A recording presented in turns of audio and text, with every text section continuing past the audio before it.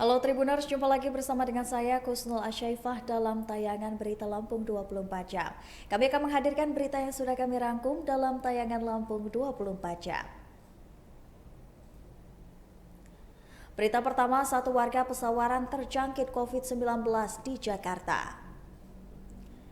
Dinas Kesehatan Kabupaten Pesawaran menyebut ada satu warga yang terjangkit COVID-19 di Jakarta. Hal tersebut dikonfirmasi oleh Kepala Bidang Pengendalian dan Pemberantasan Penyakit Diskes Pesawaran, Kris Manurung kepada Tribun Lampung pada Jumat 22 Desember 2023. Kris menerangkan satu warga berKTP Pesawaran tersebut diketahui berdasarkan data dari aplikasi data pelaporan kesehatan. Warga Pesawaran berKTP Pesawaran itu mengungkap Kris melakukan perawatan fasilitas kesehatan di Jakarta. Sementara untuk itu warga Pesawaran yang terjangkit COVID-19 belum ada. Sehingga masyarakat tidak perlu khawatir dengan adanya penyebaran COVID-19 di bumi Andanan Jejama. Dirinya menuturkan gejala varian baru COVID-19 subvarian E ini hampir sama dengan varian sebelumnya.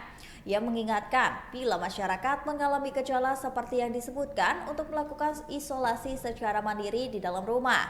Tak hanya itu saja, masyarakat juga harus tetap menjalani protokol kesehatan selama beraktivitas di luar rumah. Saat ini untuk vaksinasi masih menunggu instruksi dari Kemenkes RI dan Dinkes Provinsi Lampung.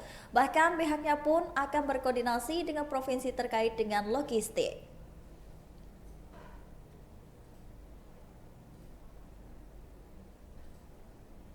Antisipasi erupsi anak Gunung Krakatau saat liburan Nataru, Basarnas terbangkan drone. Badan Nasional Pencarian dan Pertolongan Basarnas akan mengantisipasi erupsi anak Krakatau atau GAK dengan menggunakan drone saat Natal dan Tahun Baru. Basarnas Marsikal Madya TNI Kusworo mengatakan pihaknya mengantisipasi GAK selain dengan drone juga libatkan 100 personil Basarnas Lampung. Pihaknya mencatat secara spesifik penyeberangan laut di Selat Sunda, serta mengantisipasi tempat wisata dan intensitas Gunung Anak Krakatau melalui peringatan dini. Aksi standar dengan melakukan observasi tempat yang rawan dengan drone, lalu secara paralel apabila dibutuhkan akan terjun ke lokasi. Drone bisa diterbangkan di sana dengan jarak yang terbatas sepanjang 7 km. Ia mengatakan jika pemantauan dinamika tinggi, maka kondisi gunung sendiri akan dipetakan dengan potensi SAR. Personel akan secara mobile akan ditempatkan di tempat wisata, terutama di daerah rawan kecelakaan. Personel SAR akan melakukan tindakan dari laporan tersebut.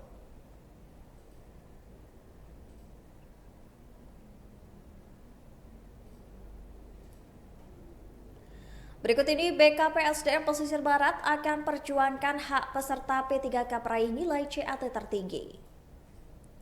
Badan Kepegawaian dan Pengembangan Sumber Daya Manusia Pesisir Barat mengklaim tidak terlibat dalam penambahan nilai atau afirmasi kepada seleksi pegawai pemerintah dengan perjanjian kerja yang memicu polemik. Kepala BKPSDM Pesisir Barat Sri Agustini mengungkapkan yang memberikan nilai afirmasi adalah Badan Kepegawaian Negara. Dijelaskannya, untuk mendapatkan nilai afirmasi tersebut pada saat pendaftaran seleksi peserta harus melampirkan sertifikat profesi sesuai dengan surat keputusan Kemenperp RB nomor 650 pada tahun 2023, yakni tentang persyaratan wajib tambahan dan sertifikasi kompetisi secara penambahan nilai seleksi kompetisi teknis. Dalam SK Kemenpam RB tersebut telah dijelaskan masing-masing sertifikat yang dilampirkan pada setiap formasi berbeda. Polemik yang terjadi terkait pengumuman kelulusan hasil seleksi P3K di Pesisir Barat karena ada peserta yang memperoleh nilai CAT tertinggi tetapi tidak lulus. Sementara yang dinyatakan lulus adalah peserta lain dengan nilai lebih rendah.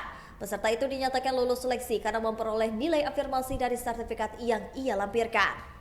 Sri menuturkan pihaknya telah mengecek dan menelusuri kebenaran sertifikat yang dilampirkan oleh peserta itu pada saat pendaftaran. Ternyata yang dilampirkan oleh peserta atas nama Wahyuni bukanlah sertifikat profesi sebagaimana aturan dalam SK Kemenpam RB 650 tahun 2023. Tetapi yang dilampirkan adalah saat pendaftaran itu justru SK Tenaga Kontrak Daerah atau SK TKD.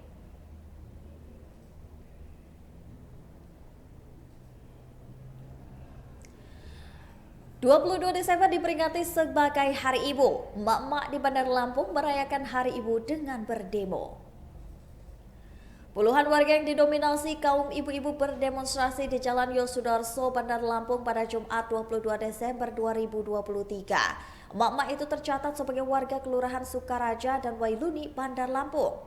Mereka berdemo akibat terus merasakan gangguan kesehatan akibat udara yang tercemar karena aktivitas stokpil batu bara. Audit stokpil batubara yang dikeluhkan yakni PT SME dan PT GML yang terdiri di dekat dua daerah tersebut. Dalam orasinya, warga mengeluhkan gangguan kesehatan seperti pernafasan, pencernaan, dan kesehatan kulit. Mereka menuntut tindak lanjut dari pemerintah agar akibat dari gangguan tersebut. Dengan tegas, mereka meminta agar tidak ada lagi aktivitas stokpil batubara di wilayah itu. Mereka khawatir jika aktivitas tersebut tidak dihentikan bakal mempengaruhi pertumbuhan anak-anak.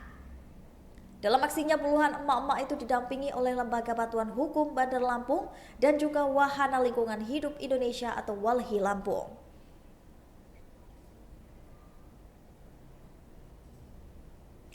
Penumpang di Terminal Mulyajati Metro diprediksi meningkat jelang Nataru. Penumpang bus umum Terminal Mulyajati Metro Lampung diperkirakan bakal meningkat jelang Hari Raya Natal dan juga Tahun Baru 2024. Kepala Terminal Mulyajati Metro Dwi Hara Pratiwi mengatakan lonjakan penumpangan bus diperkirakan mencapai belasan persen menjelang Nataru. Ia menambahkan untuk arus Nataru kali ini diprediksi akan ada 2 gelombang penumpang di Terminal Mulyajati Metro. Menurutnya lonjakan penumpang ini juga disebabkan beberapa faktor seperti cuti Hari Raya Natal dan juga libur sekolah. Terminal Mulyajati Metro didominasi oleh keberangkatan.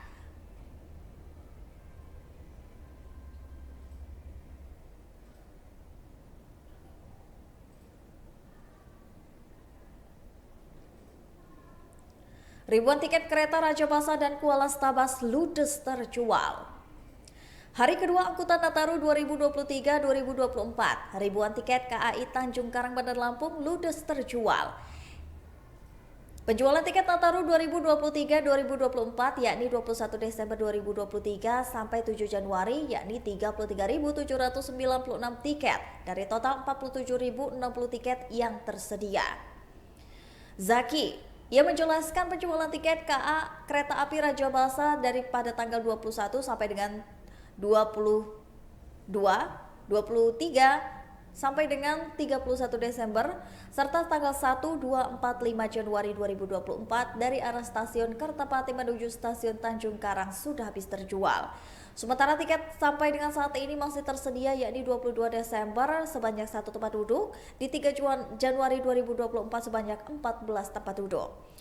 Diketahui sebelumnya PT KAI Drive 4 di Tanjung Karang mulai mengoperasikan angkutan Natal dan Tahun Baru mulai hari ini.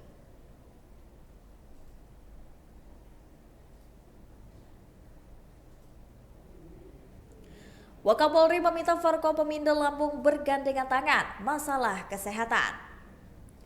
Wakapolri Komjen Pol Agus Andrianto harapkan forum komunikasi pimpinan daerah di Lampung untuk bergandengan tangan dalam penanganan kesehatan.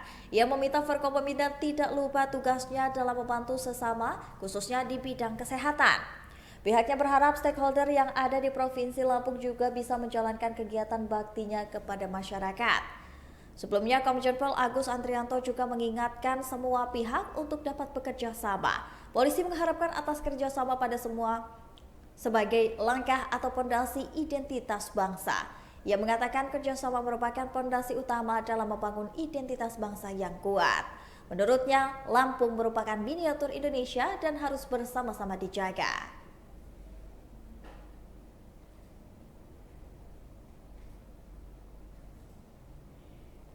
Warga pasrah jalan rusak parah di Seputi Mataram Lampung tak diperbaiki. Tak masuk program prioritas, ruas Jalan Provinsi Bandar Jaya Mandala rusak bak kubangan. Jalan yang berlokasi di Wiralata Agung Mataram, Kecamatan Seputi Mataram, Lampung Tengah itu kini kondisinya makin memprihatinkan. Mirisnya jalan sepanjang 37,16 km itu tak masuk dalam program prioritas perbaikan Pemprov Lampung pada tahun 2023.